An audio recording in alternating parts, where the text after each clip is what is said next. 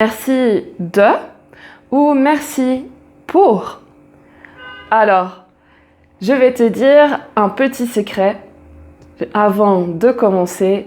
Ne t'inquiète pas, même les francophones, même les natifs font des fautes avec ça. Et il y a plusieurs sites dédiés aux natifs pour enseigner comment utiliser merci de ou merci pour correctement. Mais avant de te l'expliquer, je vais te donner un exemple. Merci pour les 1500 abonnés.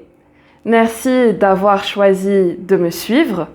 Merci pour votre confiance et merci pour votre bienveillance et vos mots sympas, gentils dans les commentaires.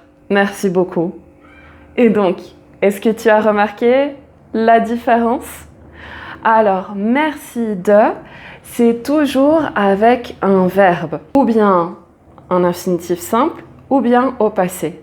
Par exemple, tu vas avoir merci de ne pas courir, merci de ne pas fumer, ou merci de faire attention. Et à la fin d'un mail, tu peux avoir merci de m'envoyer les documents. Mais comme tu l'as remarqué, ici, il s'agit d'un remerciement anticipé. Donc, on remercie avant que la personne ait fait les activités en question. Ça sonne comme une règle. Donc, si tu dis merci de m'envoyer les documents, alors ça veut dire que la personne est obligée d'envoyer les documents. Tu donnes un ordre. Pour certaines personnes, ça peut être considéré comme impoli. Et donc, là, on peut le remplacer par le conditionnel pour être moins direct.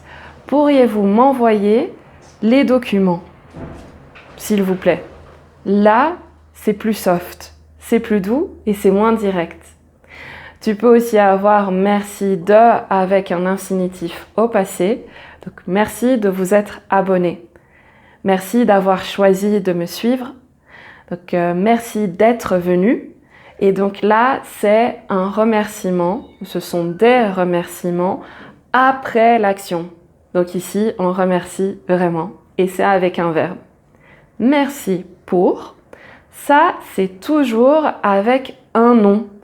Donc, merci pour les 1500 abonnés. Merci pour tout. Ça, c'est pas un nom, mais merci pour tout.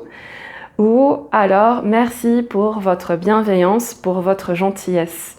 Donc, toujours avec un nom.